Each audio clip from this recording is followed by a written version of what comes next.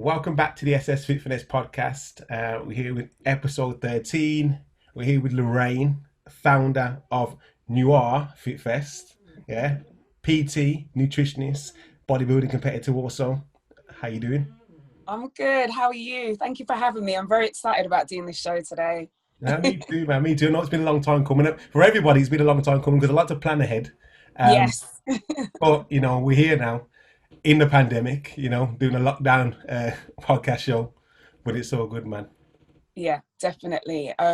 Yeah, I've been listening to your shows and everything. They've been so good. Like, honestly, like I'm really glad that you set this up because I don't think there are too many Mm. kind of fitness and wellness based podcasts that I particularly enjoy, and I've really Okay. enjoyed you kind of like starting this up and just listening to like different perspectives, particularly from the bodybuilding community as well, which I think is great, particularly Thank you. from competitors of this country.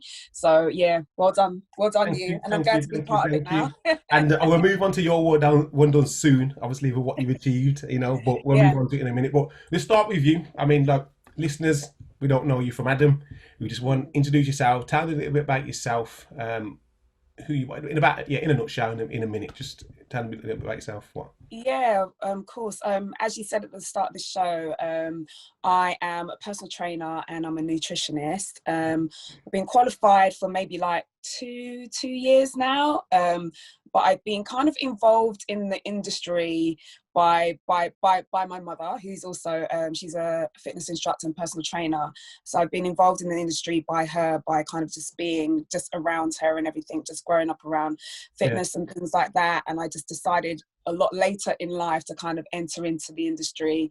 Clearly her influence had a big impact on me, and I decided to kind of qualify and start training people myself. So yeah, just kind of years of just watching her going from different kind of aerobic classes during the late 80s and 90s and stuff like that really kind of inspired me, and she used to drag me along to different classes and things like that, and I just loved it. It's like a very staple part of my childhood, which I just love.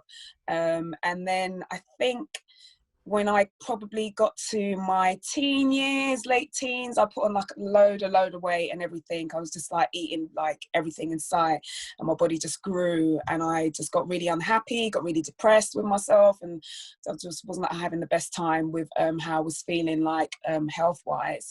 mm, And I just decided that I was gonna like take my health a little bit more seriously. So I started to lose weight on my own and everything. I didn't have a trainer or nutritionist, did what a lot of people do, particularly women, and just started running loads and loads and eating less and just running and eating less, running and eating less.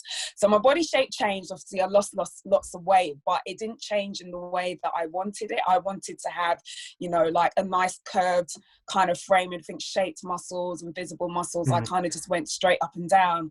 And I just thought to myself, this is not what I wanted. And then everybody was telling me I looked great, but I didn't feel great because I was hungry all the time and I was just running all the time, probably damaging my knees and doing God knows what else. And then I think probably about 6, 7, maybe 8 years ago, one of my brothers, I've got twin brothers, the youngest one, he always been into like sports and just everything related to fitness and everything. And Mm. he decided he wanted to compete in the WBFF, and he hired a trainer, and the trainer just really changed his body shape. And I was like, oh my God, how did you do that? Because he was already in great shape anyway.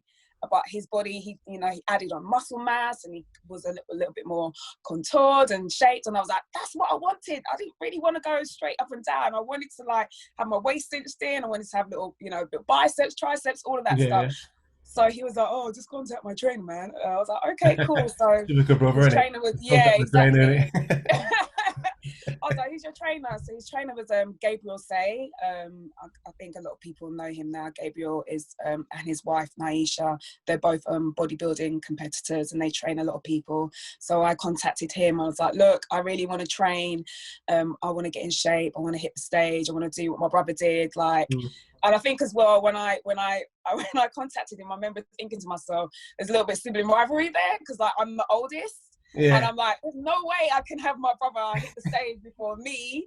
And like, this is something I've always wanted to do. Like, my mum used to have like these great bodybuilding books in the house, and I used to see That's what I these. want to go back on, Lorraine. Before you Yeah. go into that, yeah, because I know I like to go into the deep, like I like to know the ins and outs, of, like, because you touched on a lot of things there that like Yeah, we've kind of brushed over. That we'll go into a bit more detail. But of what I course. want to know is like it's always come back to your household. Like you Yeah. said, your mom is into fitness and she was very involved. Then your brother. So what was it like in your household? I'm talking like from a child.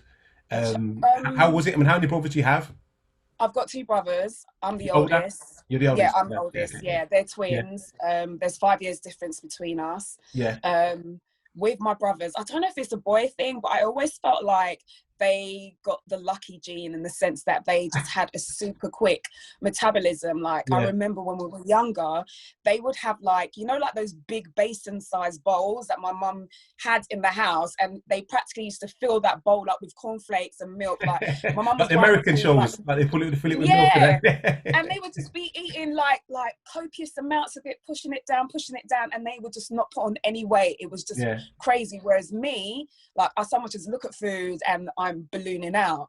And I Mm, think once I hit puberty, yeah. that along with with all the food and everything, it just got worse. And I was growing taller as well, because we're very tall in my family, but I Yeah. was growing wider as well. So it was just doing havoc with my kind of my self-esteem and my body image issues, because my friends were all a lot smaller than me. So I'm Yeah. like 11, 12, 13, 14 in my teens and everything, and I'm ballooning, and Yeah. just my friends were just like stick thin, and I How was was just that like, for what is you? wrong with Like, me? what? Yeah, exactly. How was that for you? Like, obviously, mentally as a teenager.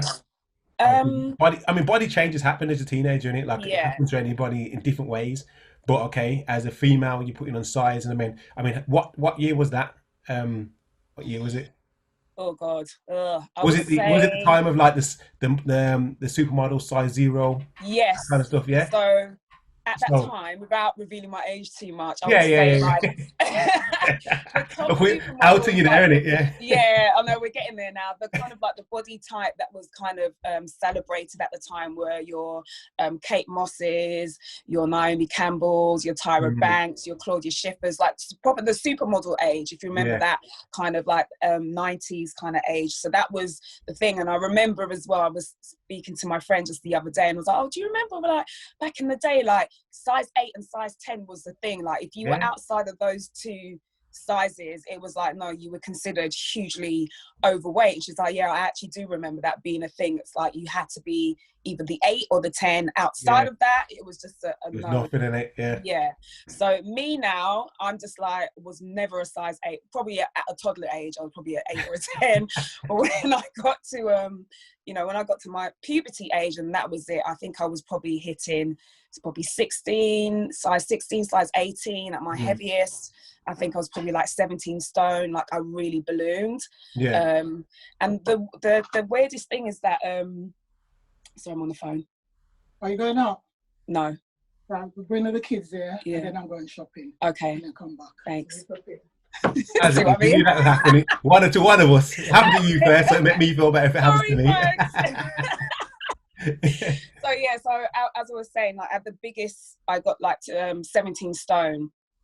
And I was just remember thinking to myself, like, what is wrong with me? Like, why am I this size and everybody else is smaller than me and blah, blah, blah. But I think at that time, I didn't really know too much about food. I think food is a really massive thing that people get very confused about. And yeah, I think as well, when you're particularly from a certain culture, like my family's Jamaican, like food is like a big thing in Yeah. our family. You're supposed to finish your plate Finish sort of your thing. plate, innit? Yeah. Yeah. Otherwise, it's a bad So thing. Yeah. I think that's in the black culture in general, man. Like, you need to yeah, finish your plate, innit? you don't leave food on the plate. You're supposed to eat and everything. So I was like, cool, and I liked eating anyway. So, Yeah. but when I saw what it was doing to my body, it really like took a toll on like my self-esteem and everything. Mm. Like particularly at that age when you're starting to be more attracted to boys, and like you're trying to find yourself, and like, am I girly? Am I not girly? That like all of that played into it. So yeah.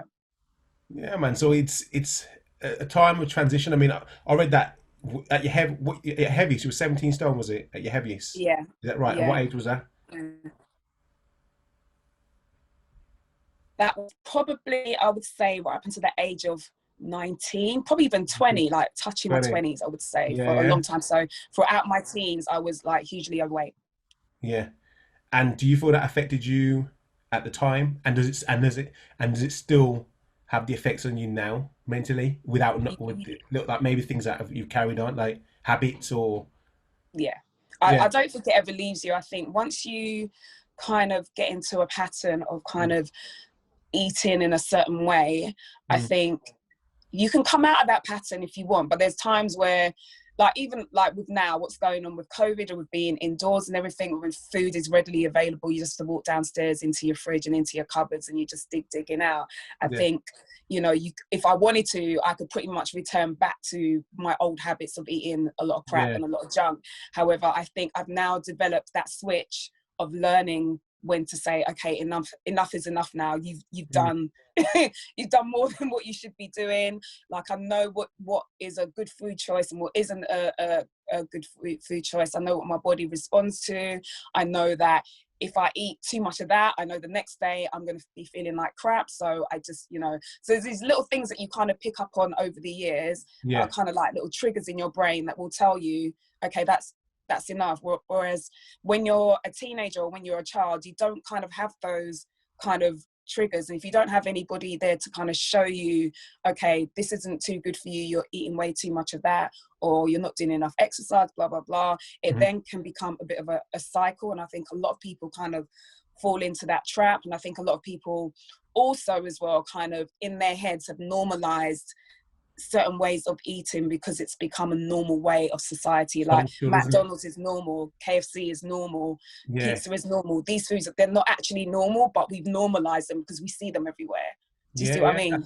Yeah. That's a good point you pointed out there. You know, like that, it's all down to marketing. I mean, not to go off on another thing, but I like yeah, obesity and stuff like that is one of the biggest killers in the Yeah. world right now. One of the biggest diseases we talk about, obviously, Corona and whatnot.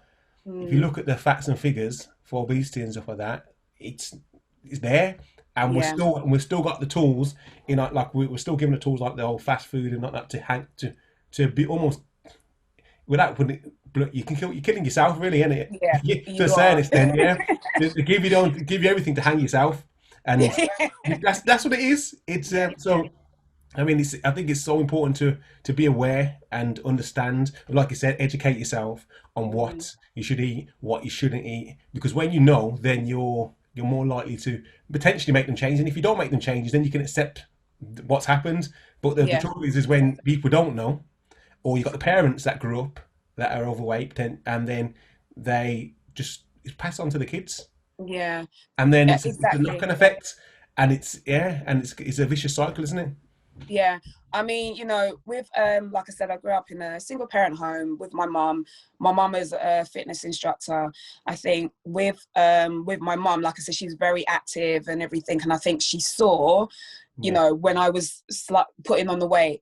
What I'm grateful for her for doing is what she didn't do was kind of like, oh my God, let's go to the doctor. Like there must be something wrong with you and everything. She just more or less she just brought me with her to mm, her classes and stuff like that. And it was never a thing like, right, they're doing a class, so you're going to do it as well because you're getting fat, blah, blah, blah. She would literally just sit me down there. She'd mm, teach the class. If I wanted to join in, I would join in. And it yeah, just got part and parcel of like it was every Saturday she used to take me to one of her classes every Saturday just to go with her. And then slowly I was enjoying it. And I just started getting involved. Like I was enjoying the music, the yeah. people that she was training there, they were really nice. And because I was obviously her daughter, like I got really spoiled as well. And it just felt like, you know, I was being made to be part of this thing, and I just ended up enjoying it. And I was like, oh, this is really cool, and blah blah Yeah. blah. And I just Let me ended ask up you a liking question it. then. What? Okay, you haven't got any kids at the moment, no? Yeah. No, I don't. Okay. I don't. Okay. So, what would you do if, I mean, future what if you have a child and Yeah. they're in the same position that you were? What advice would you give to somebody else to if they're you see your kids becoming overweight, Mm. you're not really aware, you're not in fitness yourself, and you're not sure what to do. What do you do? What do you do as a what do you do as a parent? Yeah, I think be really careful that you don't make it a thing in the sense that you're not like, oh, you God, you're eating too much, or you're getting too fat, or those little things. They can be triggers, and they can pretty much stick into the minds of a young person. They could take it into like adult life and just kind of do a lot of damage to themselves.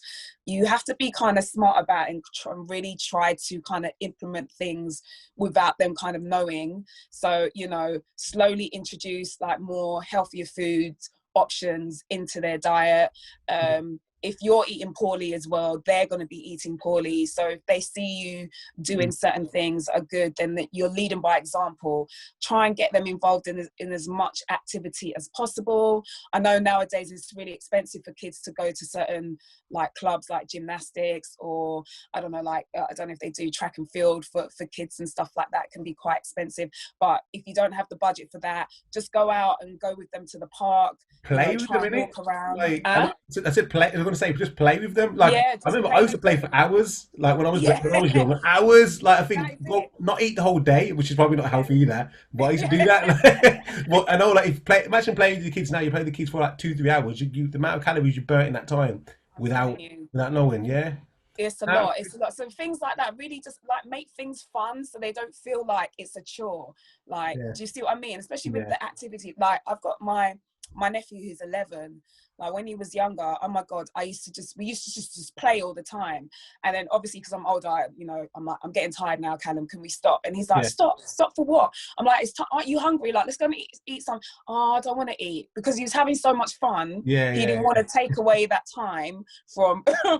playing. But we had played for a while, so we actually did need to eat a bit of food and something to kind of, if it was left down to him, he would just He was that. continuously keep I was that. playing. I And was that child yeah, still. yeah.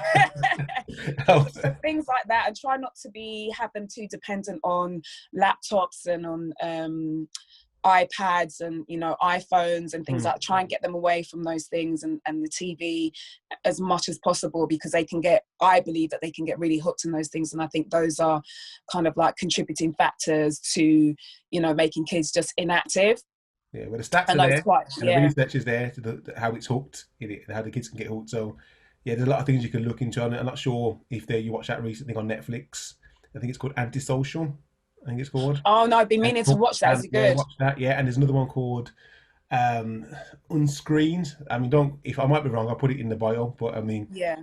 in the comments below. But yeah, it's all the research is all there. How they get hooked, and then how and another thing too is also talking about the influence of social media and how it can affect kids in a negative way. You know what I mean? Like, Yes, 100%. yeah. So valid points, man. Valid points. Another thing I want to move on to is the turning point for you, because correct me if I'm wrong. The turning point for you was when you started documenting your fitness journey on social media. Was it? Yeah. Was it? Would you say that? I would say it actually happened just before that. I remember a number of years ago. It was actually like New Year's Eve going into New Year's Day. Yeah. I was with a relative of mine, my cousin, and we went out. We had an amazing time, and then I remember waking up the next day, and I just felt like utter crap. And I was thinking to myself, is this because I had too much to drink the night before? Because obviously it's New Year's and everything. But it was just something else. I can't really like put my finger on it what it was, but I was just not feeling 100%. And I remember saying to her, I was like, you know what, I really need to do something about my overall health. Yeah. It wasn't nothing to do with, I want to get a small waist and a big bum, and it was nothing to do with aesthetics. I was literally not feeling great at all, and I just knew it had something to do with my health. So from then, that's when I decided, okay, I'm going to try to lose some weight. So obviously I started to clean up my diet. That's when I started running a lot. And then the weight started to come off. And then that's when I went onto social media. Okay. Nobody knew who I was. I just went on there and I was like kind of showing, some of my workouts and stuff like that. And that's around about that time. That's when my brother was training for WBFF, and that's when I decided to kind of kick it up a notch and Why did you do that? lifting weights. Why did you go on social media? Was it for to showcase? Obviously, you was a PT then, wasn't you? Yeah, was that right? Am I right? No, I You weren't a wasn't. PT. No, Okay, so then, no. okay, even more. So, what did you do for What showcase? was I? Well, I was just going to the gym and just doing whatever. Like I was like, today I fancy going on the treadmill, and then the next day I fancy maybe like doing some squats, and then Or the was it next to day I inspire other fancy. people? Was it to So inspire other yeah, people? it was Or because was it like to for accountability for yourself? it was both actually, because people who knew me, they saw that I was dropping weight, and Yeah. they were like, oh my god, like you're losing lots of weight and everything, blah blah blah, like, and then people were like, oh, you should set up an Instagram account and you should document it. So I was like, oh, I could actually do that. And then as I was doing it, I just got, suddenly started to get more interest and stuff like that. And then I started getting requests from people to ask me to train them. Oh, And at that time, I was like, well, I'm not qualified. Like, I could train you, but I didn't feel 100% confident in actually saying fully that I could train people because I wasn't qualified. I knew that what I was doing was something that I was kind of guesstimating, what type of training I should be doing. And I was doing it for myself. But when you're training other people, it's a total different kettle of fish altogether. It's like, okay, so what I'm doing is good for me, but if I was to take on other people, I don't know if what I'm doing would be good for you. And the way that I know that I could potentially do that would be for me to start actually, taking this seriously and taking a course and finding out about the human body and different ways to train, blah, blah, blah, blah, blah. And that's when I kind of thought, okay, so maybe I should take this opportunity to do what I've always wanted to do and, do some, obviously do some resistance training and weight training. Maybe I could one day step on the stage and, like actually be a competitor. And that's how that kind of came about. So yes, it was really weird. It was like, I'm going to do this. Started doing it by myself, set up my Instagram account. People started following me. Then I started getting requests. Then I was like, actually, I could potentially, become a PT. And I was like, I could become a PT and I could do bodybuilding as well. yeah. So it all kind of just fell into place weirdly. And then, this is the rest is history. What about talk to me a bit about I know obviously you mentioned how you got into the competitive side for your brother and you contacted training and then you went down that route. Talk to me, what did you, first of all, it's always interesting to hear, what did you learn, or if you did learn anything from the bodybuilding side, what did you take from that? Also, you can touch on, as there isn't a lot, unless you can tell, I haven't seen a lot of black females in the bodybuilding industry. There's loads, there's a majority. So how was it for you? Was there any difference? Was it the same? Was it just, I mean, talk to me about that experience there. Yeah, no, it was definitely an eye-opener. Like, there were some great experiences and some not so great experiences. I won't name any organizations, but what I will say is that what I learned about myself, two things actually. I think it kind of transpired that I started doing my PT course and training for my first competition at the same time. So that was a benefit to me because what I was doing in theory, I was also doing in practice. So as I'm learning, you apply. And everything, learning my course and everything, and my trainer was like, obviously had me on his plan and stuff like that. Certain things that he had me doing kind of made sense when I was kind of doing my research and kind of, studying and stuff like that. I was like, oh my god, yeah, that does make sense. And yes, the Valsalva maneuver, I do actually hold my breath without thinking, and like little things like that, which I had no clue about prior to before. So I think that was a benefit to me because I'm kind of learning like both ends at the same time. So there was that. And then the other thing was obviously I was doing weight training, but I wouldn't call it weight training. I was doing body pump maybe twice a week. That was my weight training prior to kind of really picking up weights and going into the weight section and like, really getting the courage to kind of walk amongst the guys who were lifting up the heavy weights and stuff like that and not feeling intimidated by them. And, just my trainer just like telling me, just go to that space and like, don't move from there until you finish doing your set. If it's leg day, you're doing leg day, you'll get on the squat rack and just squat. And I really had to suck it up. And it's a thing that a lot of women are really wary of when they go to the gym. They kind of stick to the cardio machines. They don't venture anywhere near the weights. And it's like when I've got my clients now, I have to tell them, you need to suck it up. They're not going to do anything to you. Just go down there, because it's, at the end of the day, it's going to benefit you. Yeah. And once they're there, they absolutely love it. And it's like, you see, it's great. And that's how I felt once I started on my plan, and I'm lifting these weights and everything. And as you're getting fitter, as you're getting stronger, your confidence starts to grow. Things start to make sense. All the things that your trainer is telling you, all of the things that I was reading at the same time as well, that makes sense. I'm like, okay, yeah, so all right, pyramid training, yeah, I know why that works. And you know, I know what 1 rep max is, and I know what this is, and I know what that. Whereas before, that was all gobbledygook. I was like, what are you talking about? No, I don't know what that is. Like training till failure, what does that mean? Am I going to die? Like, you know, so things like that. So I learned a lot. You learn things about which parts of your body are the strongest, what's the weakest, what you need to work on.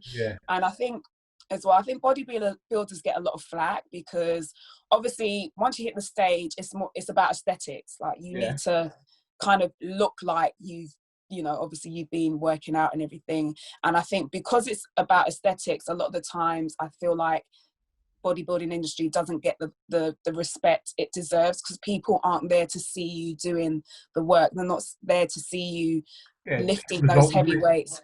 They don't know the work that you put in. They only see the end results of you like flexing and posing on the stage. So to the ordinary person who doesn't know anything about it, they would just look at you like, oh, you're just a poser. And it's like, if you know how I was sweating, crying, crawling on the floor, like, you know, getting up early in the morning to do my 30-40 minutes of cardio, and then coming back in the evening to work on whichever body part and everything, and like, you have no idea. All you're seeing is me with this tan on, me with this bikini on, and smiling on the stage. And in my head, I'm thinking, I can't wait to get off the stage so I can so I can eat this food. So it kind of makes me a bit sad, and I wish that, you know, maybe, I don't know, maybe like a TV production company or some sort of company can do an actual proper expose on bodybuilders and what they actually go through. I know that. And obviously, I've seen 1 or 2 documentaries. Probably not being exposed that much. I know Mikkel, he had the documentary. Was it a recent one? No, it's a while back when he won. He's a good few years. Right, yeah. It wasn't a major thing. I'm not sure. I'm sure it was on Channel 4 or something. I mean, I did see a documentary that he done, and it followed him during his training and stuff like that. But I mean, it's not exposed to the mass. Is the masses, isn't it? Really? Yeah, it is. I mean, like, I've seen a couple, and I feel like, obviously it's TV, so it's there to entertain. So what tends to happen is these TV production companies, they'll contact like a well-known bodybuilder, they'll follow them around for, you know, a couple of months and what have you, and then when they edit it, it kind of looks really, to me sometimes it can look a lot really cheesy in the sense that they just kind of, oh well, you know, he had like 10 eggs for breakfast and blah blah blah, and like, this is what he eats, and like, they don't really get into the nuts and bolts of it, and it just seems a bit surface. TV wise, like, this one, people just want to know the wow things in it. Like, a lot of competing, working towards to get to that kind of physique is not exciting. Nothing exciting at all. It's not exciting at all.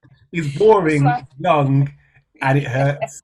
And that's the truth of the matter. That's why it's probably not good TV, because I know, right? Exciting. You're getting up early, like you said. Do your fasted cardio. You eat the majority of the same things. You know what I'm saying? You check. You count. You might be counting your calories or weighing your food or whatever, but generally it's just the same thing. You train. You're back home. You sleep. You train. Back home, you sleep. Don't go out because you can't. Months on end. So it makes sense why they don't put it on TV. But it does need. I do think it's what you're saying. It makes sense if it was documented so people can actually see the ins and outs, what it takes to get to that level. Because, like I said, I think a lot of people will look, and even on social media, and look and follow people, and these people will put programs out.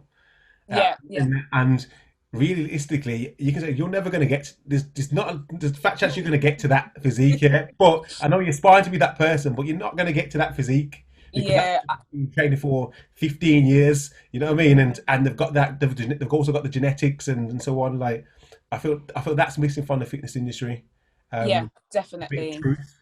And I feel that if you have your truth needs to be there, man, for people to realise, and then people can because that's why I think people join and drop out of the gym, Yeah, because they yeah, set themselves unrealistic goals, or they're yeah. told they're told that they can hit them unrealistic goals. They don't hit them, and then they just forget it, demoralized. Yeah, this is it. It's like, it's too long, I've got things to do, and Yeah, like, it's not for me, and blah blah blah. And it's like, you have no idea, like, it takes time. I also think that social media hasn't helped in that regard, because like you said, people will go onto somebody's page and they yeah, might see, I don't know, maybe a guy might see a simian panda, yeah. and they might think, wow, I can get to Simeon's physique in like a month or so, not forgetting Nah, the fact that Simeon's been training since God knows how long, yeah, of and course. lifting however much weight and eating this amount of food. Like, this is literally, it's his lifestyle. Like, he lives like this all the time. If you think you're going to get that weight in a month, inside of a month, then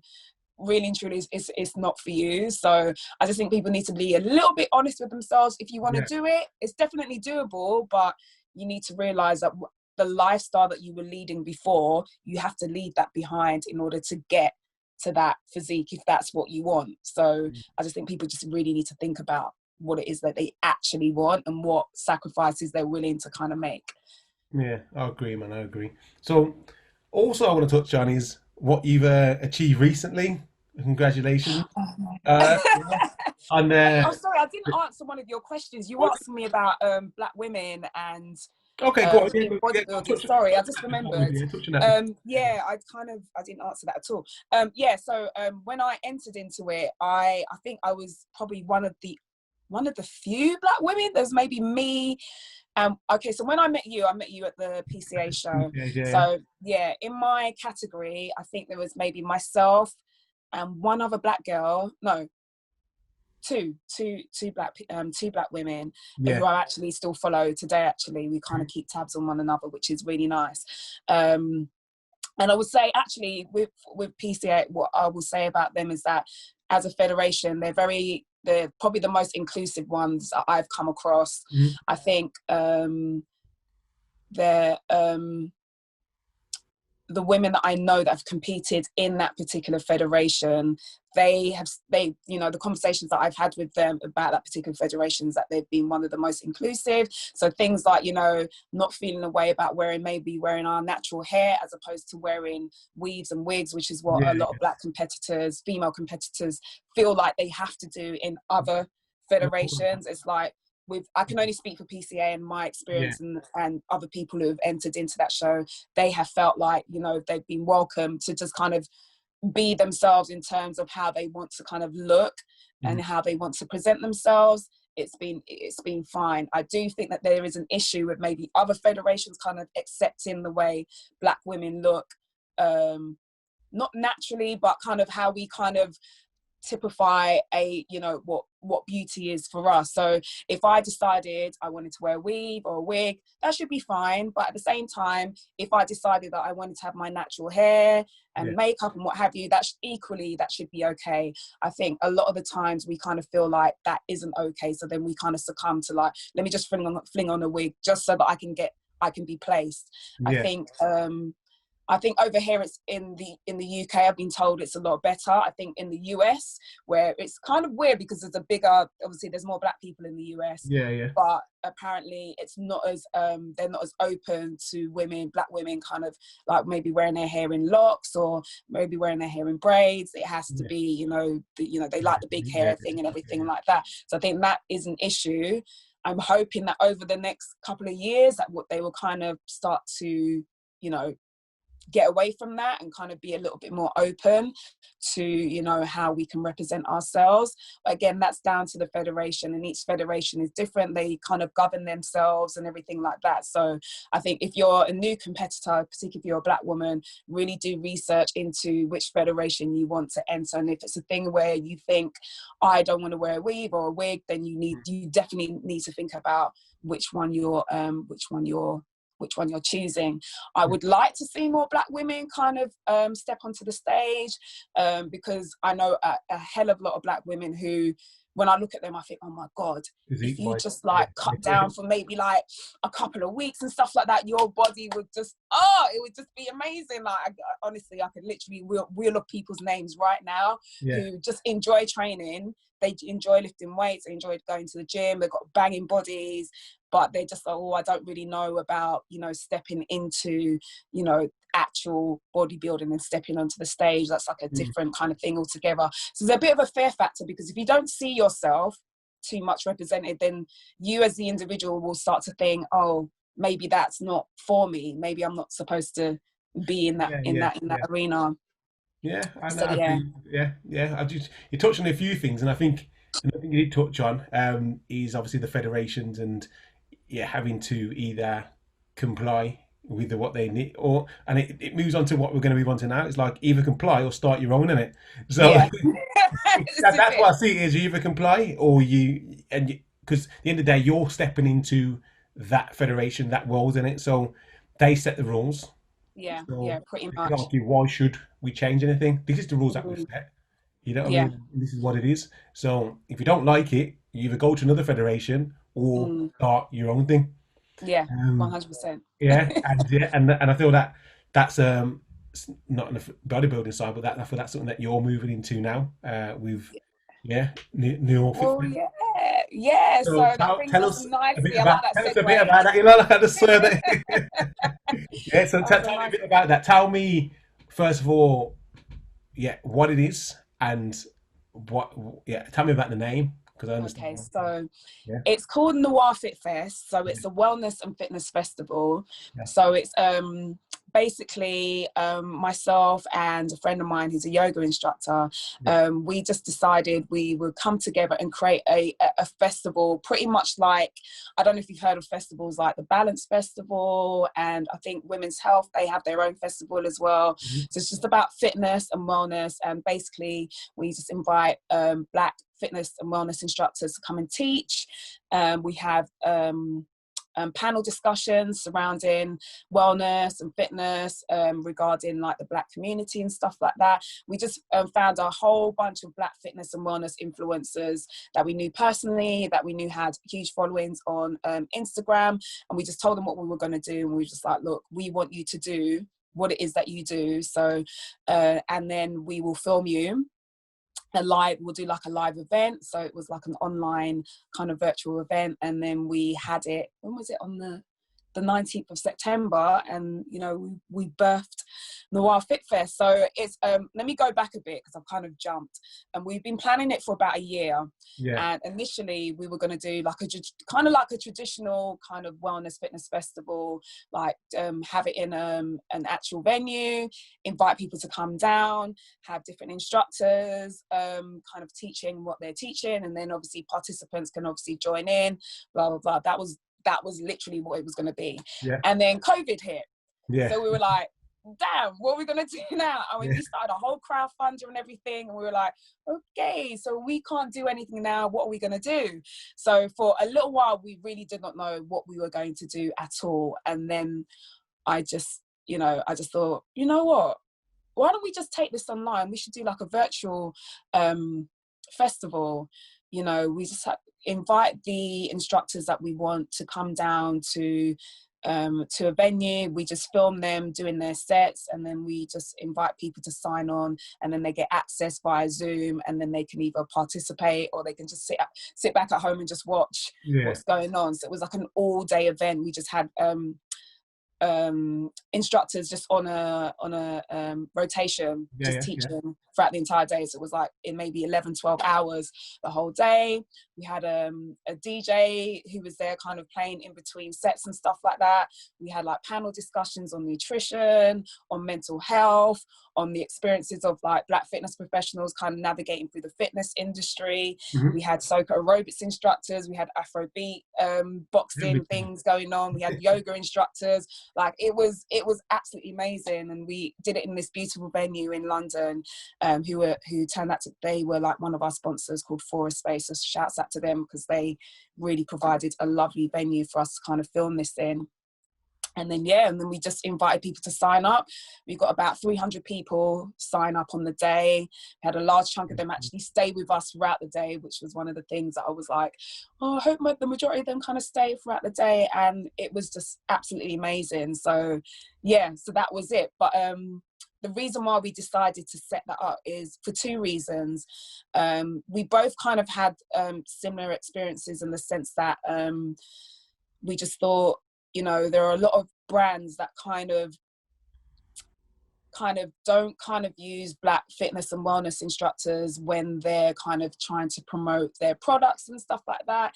And if you look on social media, there are a ton, like you could probably name like loads of like Black, you know, PTs, yoga instructors, in any type of fitness, and they kind of don't get selected to kind of represent fitness or wellness in that respect as well. And then the other side of it was, obviously, we just felt like we needed more faces in, you know, front facing in fitness and wellness to kind of make sure that the larger Black community are engaged and actually want to be involved more in fitness and wellness. I just really feel quite strongly that if you don't have Black representation, if you don't have representation, period, then people who are probably shy of kind of working in, or kind of shy of coming to the gym or going to yoga spaces or just anything to do with fitness and wellness, they tend to stay away.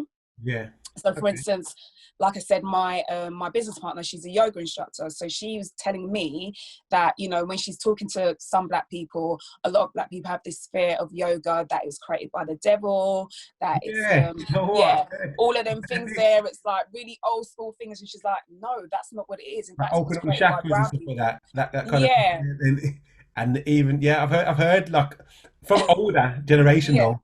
Like, so like there's this like utter resistance. So it's like, no, it's not like that at all. So, you know, you get all of that. And then she's like, really need to break out of that. And then she's someone that goes to a lot of yoga retreats and stuff like that. And she said, a lot of the times I'm literally the only kind of Black face in the room. And like, she's just sitting there looking to the left, looking to the right. And it's just her. Yeah. And then I think her industry is a lot more whitewashed than, say, the industry that you and I are in. Like, you know, it's very, very whitewashed. It's not even that, it's just whitewashed as well. Everybody has the same body shape. Everybody looks the same. It's literally, they picked up one particular person, put them in a conveyor belt, and they just knocked out the same person. And that is the representation. True, you know, especially when it comes to the yoga thing. You're right. I never really thought about that, but yeah, you're right. It's genuinely, when you see someone who does yoga, it's just the same slimline. They all look the same to a certain extent. I never really thought about it that way.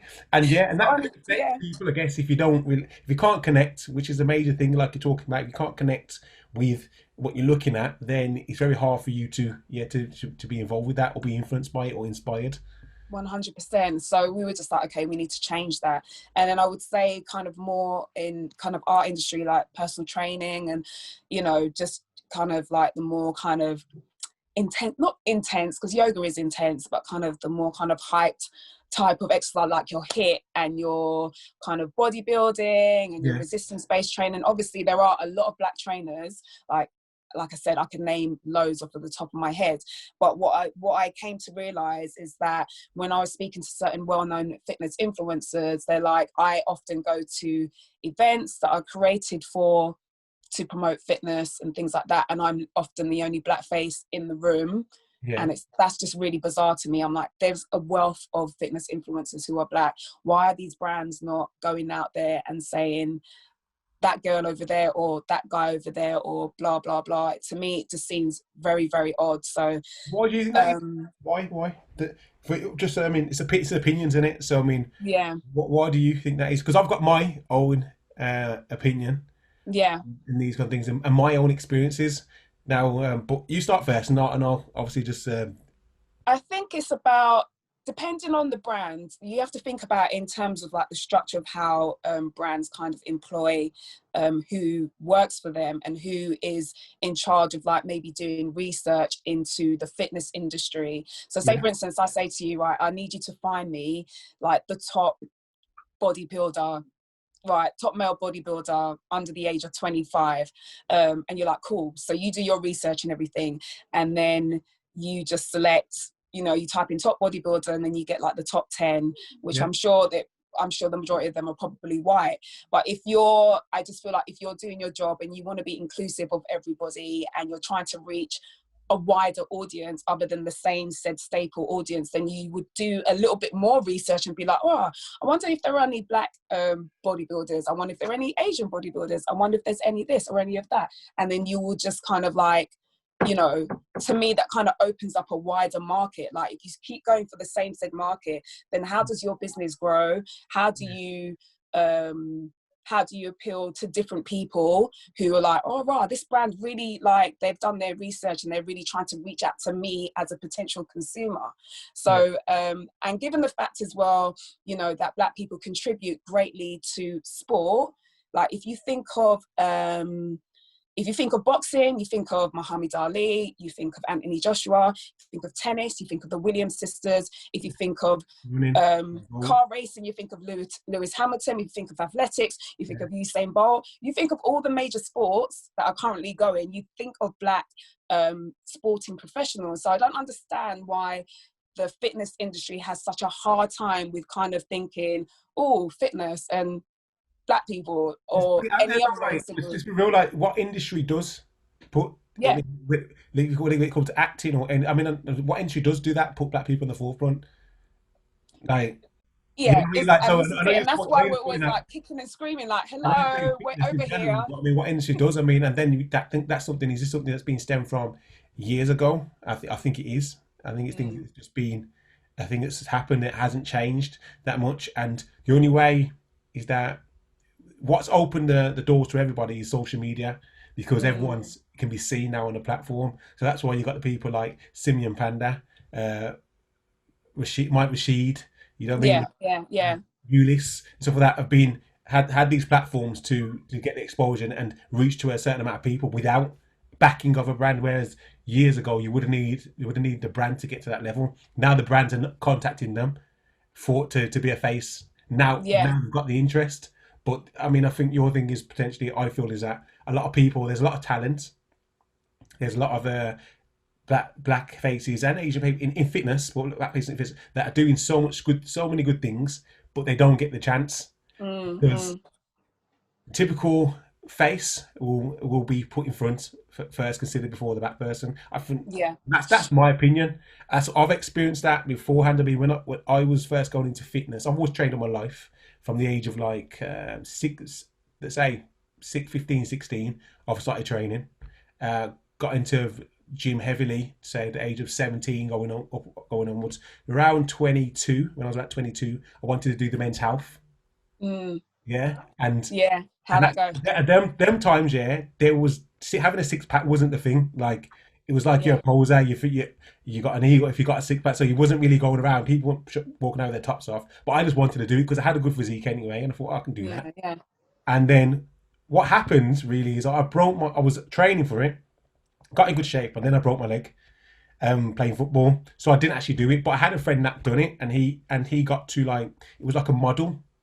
Men's health model competition. There's 8 people, 8 finalists. He got to the finalist part, but he never got on the front page. And he was saying that his opinion was like, I've never got on the front page anyway because I'm Black. That's what he said. Right. If you look back on the men's health modelling competitions, there isn't that many Black on there, even though they've got amazing physiques. Now, why that? I don't know why. Well, who is it that we need to question? Like, who are these people? Who makes the decision? Who says, yeah, that guy there, or nah? Yeah. And what is it based on? You know, right, exactly. So that tends to be the problem a lot of the times. I think, you know, if brands actually hire people that maybe look like us, then maybe they might get a better selection of, you know, of people involved who don't look like, obviously aren't white. Let's just put it out there. I think that goes across the board in all industries, because if you look at CEOs and just like the people who do the hiring and the firing and making the decisions and stuff like that, they tend not to look like us. So then we kind of get left by the wayside a lot of the times. But the thing is, what I want to point out too, I think it's important. I think that it gets brought up in conversation, especially along with what's been happening over the last this year with the Black Lives Matter and whatnot. Yeah. I don't think what I feel it's not about black and white. It's about Black veteran themselves and getting themselves in a position where they're not getting the opportunity because they're trying to step into other realms where they're not in control of, like you said, the majority of white people. You know, they're not in positions where the Black people can hire Black people, so they need to start things for themselves. So that's why I'm when you were doing your thing, I'm like, yeah, that's what needs to be done. That's the Yeah, only yeah, way you can change anything yeah, eventually. Because then, if you start something, you can control it. Then you can make them decisions, and then maybe that will even the playing grounds. Because as yeah. much as anybody doesn't want to admit it, there isn't. It's uneven playing grounds, and a lot of areas. And in fitness, I feel that's the same way. I mean, like I said, that was the situation with men's health. I mean, Mm, also feel being honest, the whole thing with body power. You know what I mean? Like I've had my involvement with body power, but I don't mm. think there's a lot of black representative there also, apart from like Do you know, that Kylie makes me feel really sad and for Body Power. Yeah, because I think I've been to Body Power maybe twice, and I always felt like there was more black male representation there than black females there. I don't know if it's a thing where, you know, obviously with bodybuilding, it's pretty much a male dominated sport anyway, so you would What you got get to look at a though, bigger Lorraine, ratio. the people pay for the Again? stands. The Yeah. people pay for their stands, so it's not if they're getting their money, they're getting their money. It's you got to look at the stuff that they put out, regards Mm, to the magazines and stuff like that. They're in control of that. If yeah, yeah, the body power event, there were black people there, as in like yeah, some people, they pay for it. yeah, yeah, yeah, yeah, So, yeah. No, you're so right. You're of completely course they're going to be like, yeah, yeah, yeah. But let's see who's been getting put in the magazines and who's being yeah, featured and who's on the front of the magazines and whatnot, and who are they pushing on their social media and whatnot. That's what I feel is important, and yeah. I didn't see that a lot myself. You know what I mean? And hence why I started the whole thing with a fitness tube is because I Mm, felt that there's a lot of people that when there's a lot of talent there, like there with that wasn't seen, that needed to be exposed because I feel that a lot of people connect with them and they're doing a lot of good things and they can be on a there's people with like maybe 20k followers, hardcore mm, followers mm, that mm. could potentially be have millions of followers, but they're just not Yeah, you know what I mean, they're not seen yeah, yeah. yeah, so that's my opinion anyway. I don't know how you feel about that. No, I know 100% agree with you. I feel like we're speaking from the same hymn sheet because again, it's just one of those things that, you know, when you see things and you hear what other people in your industry are saying, and it's like, okay, I'm not going mad. This is actually a thing. So you then have to make the decision. Okay, am I going to just keep complaining and Mm. complaining and complaining, or am I going to try and do something about it to kind of change the narrative? So my little festival, as you know, as little as it was, I'm hoping to obviously grow it and expand it into different things, and you know, and just get more people involved, and just, you know, give people the opportunity to really showcase themselves as well. Because the people that I selected to be part of it, one of the things that they were like kind of questioning me on were like, okay, so how do you want us to be and what do you want us to do? And I said, listen, I've chose you for a reason. Like, I want you to represent yourself however you would represent yourself if you were teaching a client, if you were teaching a class, or if you were speaking, or what. I want you to show yourself as you truly are. I want people, that's why I picked you. So, and I think that's kind of, you know, one of the things as to why it was so successful is Mm. because people watched it and they just saw the energy and they felt like, yes, this is something that represents me, and like, I understand these people, they understand me because they look like me, and blah blah blah. And I think one of the things that I was really kind of big on is that I picked a couple of instructors who kind of do specific exercises to like things like soca and Afrobeat, and Yeah, what was the other thing? Um, um, house music as well. We had a house dancer who basically, she's just flipping amazing, name's Caramel.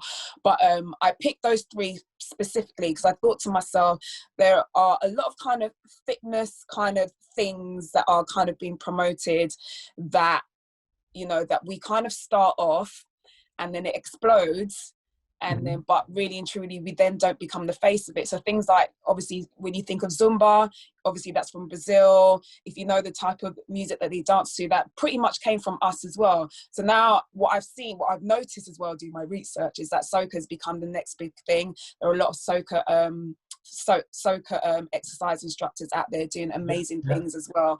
There's a girl that I know called Andrea, and she runs her own company called Sweat in the City, and it's doing amazing things. Like, she has events of her own and everything, and it's fantastic. So she's got her own brand going on, and I said, Andrea, just come do your thing. I want your brand, I want everyone's brand to blow up, and I yeah, of want course, you yeah, lot's definitely. face to Yeah, be attached to it, so people know this is the origins and this is where it came from. And we've actually we constructed it so that now people who have never heard of soca before, don't know what it's like, can see me and they can do it and I can teach it to them. I think that's kind of one of the ways that we as a people need to kind of take our creativity to kind of package it up and sell it or commodify it in a way that we are not only presenting it to communities outside of our own communities, but in a way that actually we benefit from it when we are able to monetize it and brand it, and we're still keeping it, you know, authentic because it comes from us. Does that make sense? So like, you know, I just said to them, guys, just do what you're doing. It will just, you know, it will translate. Don't worry about that. And they did the business. So actually I'm hoping today that my videographer actually comes with we did like a rundown video of the actual day and everything. So hopefully I'll be able to release that today and people can actually see visually for themselves. Yeah, what it was like. So yeah. Okay, so all right, and so we touched on why you've done it. I mean, let's talk about a quick touch on like them actually doing it. Actually start something like this. I mean, because there's all this. There's one thing saying you want to do something, and then there's another thing actually doing it. You know. Yeah. And that's something you've done. So, talk to me about. One thing I was interested in, what support did you get? Did you get support? Did you get support from friends? Did you get support from family? Did you not get support from people you expected support from? That's one of the, no, that's another thing that happens. So yeah, we did. I mean, the thing with when you're starting something new, it's really difficult to kind of explain it to people in the way that they would understand it. If I was to say to you, look, I'm going to organize a birthday party that's happening on the 10th of November, and it's going to be in a club.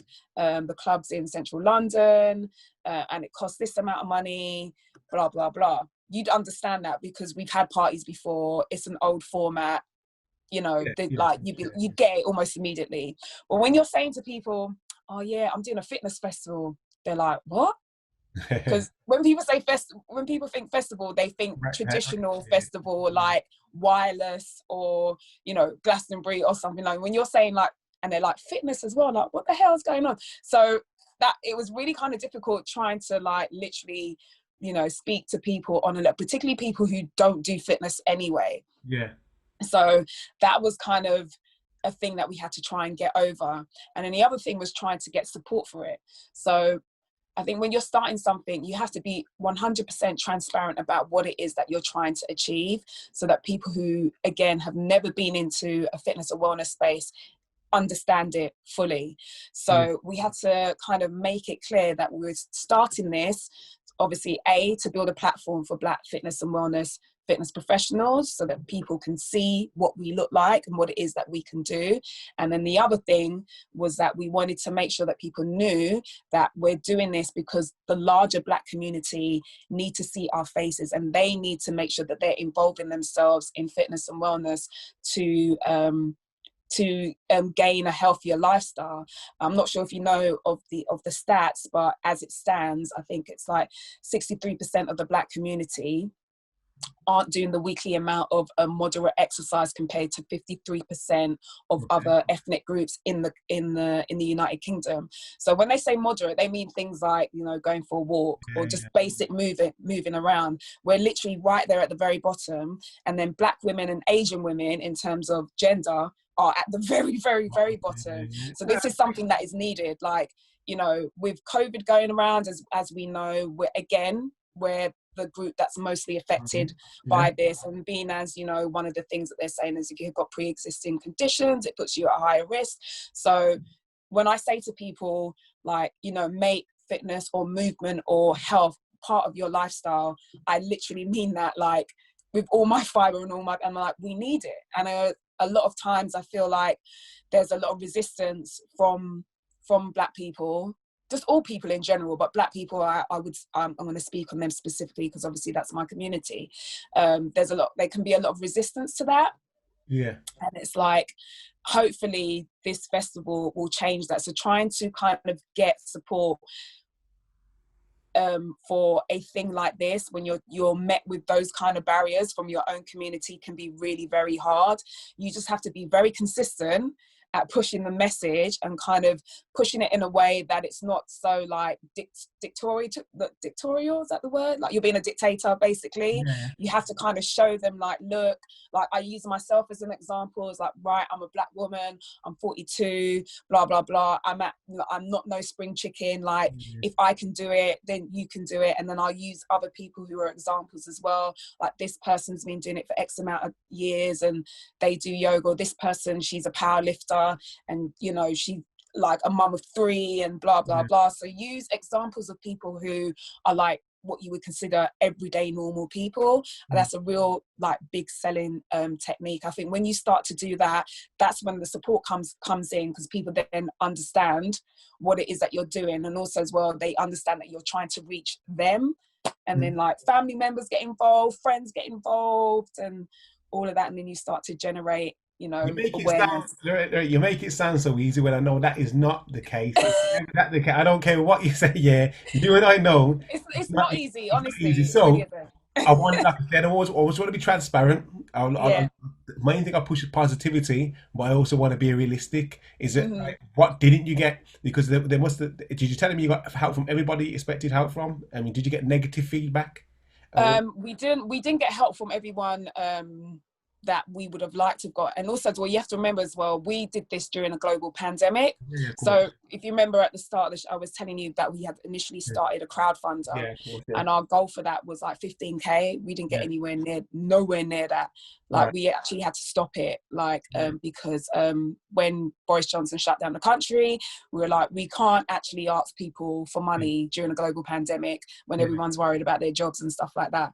So which is why we were like, okay, so what are we going to do now? Are we going to leave this, or are we going to wait until next year? And then we were like, well, at the same time, this time next year, we could have the same situation. We just don't know what this virus is going to do. Like situations happen for a reason. I mean, like, I feel that what you've done is the future of events. And think about it, it's the market you've got now compared to the market you would have had beforehand.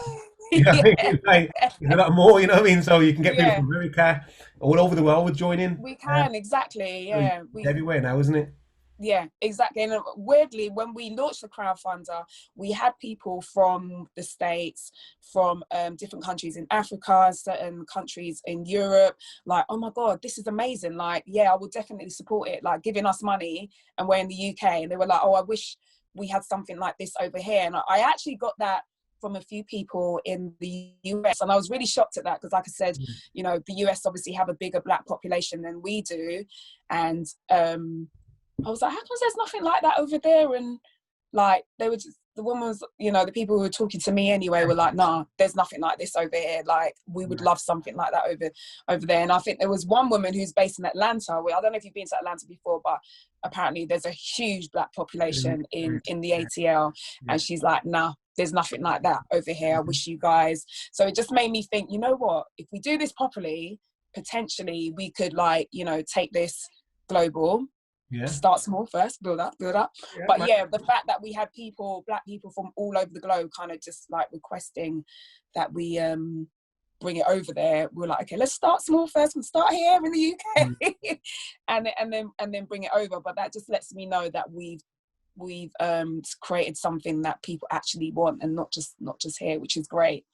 But it's definitely not easy. I don't want people to think that it was a piece of cake getting support, you know, particularly trying to get funding for it as well was not easy at all.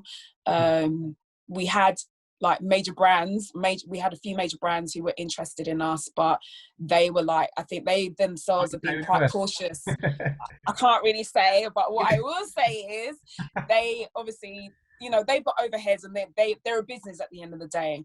So I think people need to understand as well, this online thing is new to everybody. What we've done, I don't know if it's been done before. And, you know, if as a business, if you're coming in and you want to support, or you're saying you want to support what I'm doing, you know, at the same time, you need to think to yourself, okay, well, if this goes belly up, then our name is attached to that. Is that a risk we want to take? But at the same time, what they're saying sounds amazing. If it goes well, then, you know, it's a pat on the back for us as well. So Yeah. us as a brand, I was like, listen, we need to come out the gate like bang, like, and when it's like up and running, we need to show that this is what we mean when we say online festival, and this is how it looks, and this is how it's presented, and this is how our instructors look, and these are the professionals who excel in their area of fitness and wellness and blah blah blah. So I had to make sure that we had to create a package to present to brands, so it's already there. Like, you don't have to do your homework, we've presented it for you, we've done all the legwork, if you like. And I think it's really funny because I think if you look at the way that people generally sell themselves, they have to come as a package brand.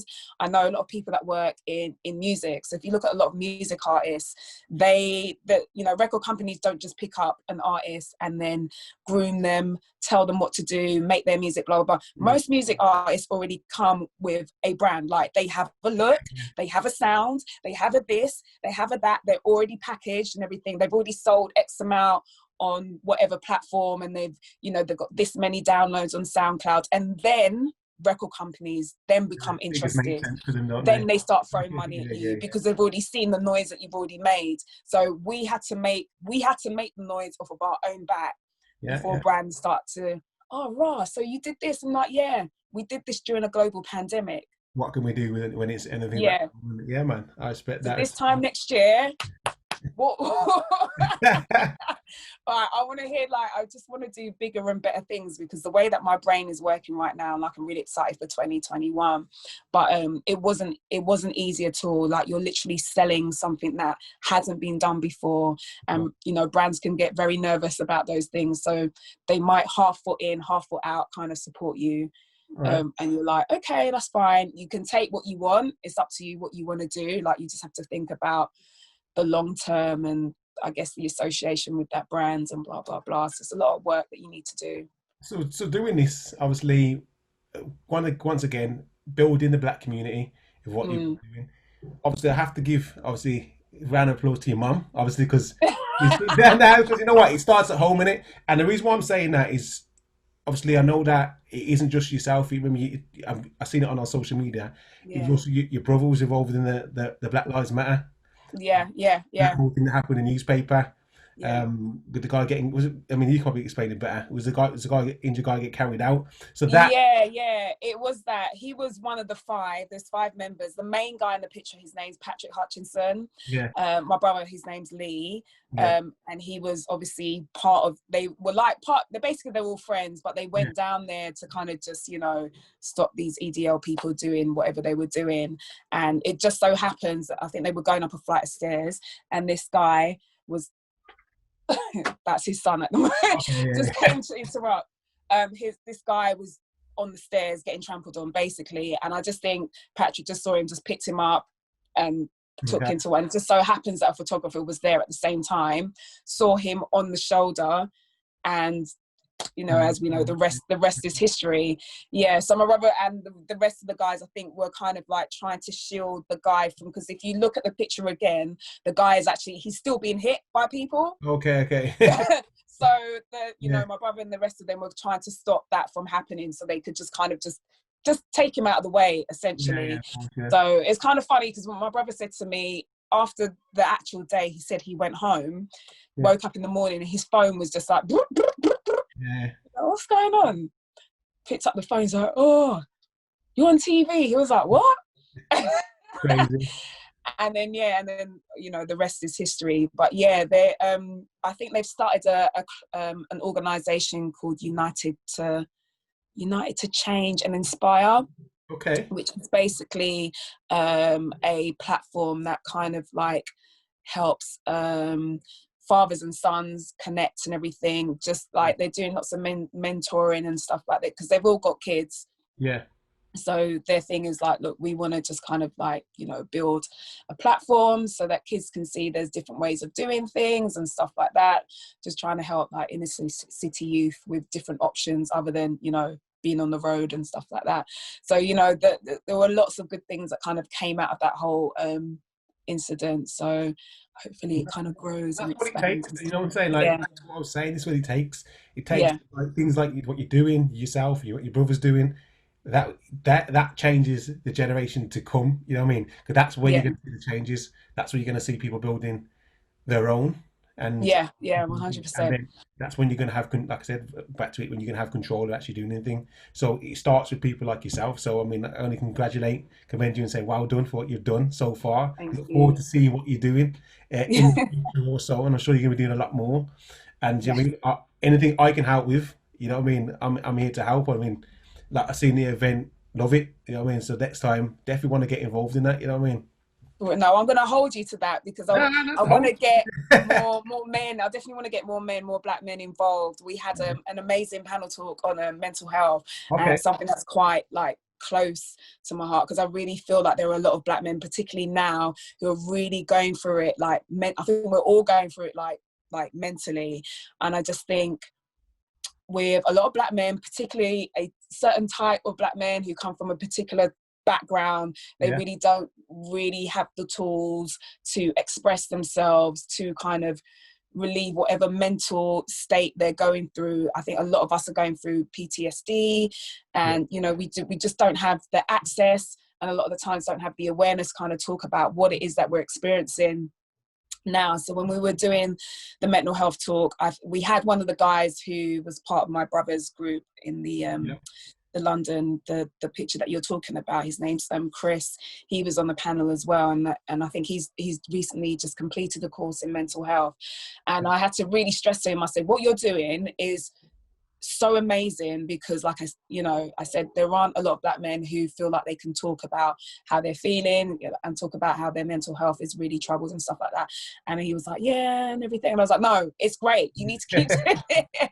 Like, honestly, like, I think again, it's about visibility. The more we see people who look like us in spaces that we're not typically seen in, the more it makes it comfortable for us to kind of be like, well, actually, Chris is there, or if Bob is there, and why can't I be there too? Like, that's literally what we want people to do, is just feel comfortable and feel safe as well, that they can do certain things. So, like I said, when I speak to my female clients and I tell them, you're okay to go into the weight section, don't worry about the men in there. A lot of the times the men will help you anyway to move weights and stuff, go there. To my guys, like, don't be afraid to go and speak to a therapist, speak about what you're feeling, it's fine. Do you know what I mean? Use your words, it's going to help you do that. So this is what we need to do in order to change the narrative and kind of shift everything to better people. I agree. So, I mean, what I want to do is, I think I want to bring this to an end and end it with a little game that I normally end most of my podcasts with. I can't do it the way I normally do it. I normally get the people to pick out Yeah. the hat. But I'll give you a number from 1 to 10, Yeah. and then I'll tell you what subjects and what I'll give you the subject. You got a minute just to give your best advice, personal experience on that subject. All right. Oh, okay, So cool. I like number it. 1 to 10. Pick number there. 6. 6. So that's okay. That's expectations. Oh, okay. So I've got a minute a to talk minute, about just a minute. expectations. Minute and expectations. What's your personal advice from your experience? Go. Okay, expectations. I think people set your own expectations. What do you expect of yourself, rather than thinking about what other people expect of you? I think a lot of the times we put a lot of pressure on ourselves because we think that this person over here thinks that we should be achieving this, that, and the third. And sometimes you might not be ready to reach that particular goal that person has set for you. You need to set what you need to set for yourself and go at your own pace. I think a lot of the times people have the expectation of other people as well, and sometimes they can be really disappointed when those people don't reach those expectations that you had of them. But you cannot place your thoughts and feelings about somebody else. You can't place that on them, because again, they're living their life and they're doing what they need to do and what they need to achieve. So that's my thoughts on expectations. I hope that made sense. Yeah, bang on to just give it a little 5 seconds spare, but yeah, that's good enough. I feel that people will take something from that, definitely, and I'd agree with what you said. But thank you for coming on. No, I really enjoyed it. Thank you for having me. I've enjoyed it. I've learned a few things Like, as I like to learn, each guest I like to learn something new of it, and yeah, I appreciate what you're doing. I appreciate you too also. So keep on pushing, and like, Yeah. I'm here to support, man. And I hope everyone else that's listening supports you too also. Thank you. If you guys at home want to contact Yeah, me, do that. www.noirefitfest.com, or you can follow us on Instagram, and it's Noir, Noire Fit Fest, and you'll find us there, and Yeah, just a host of brilliant Black fitness wellness instructors doing there. that Yeah. too. All right then. Well, thank you again. And that's the end of the episode. And everyone, stay blessed and take care. Bye.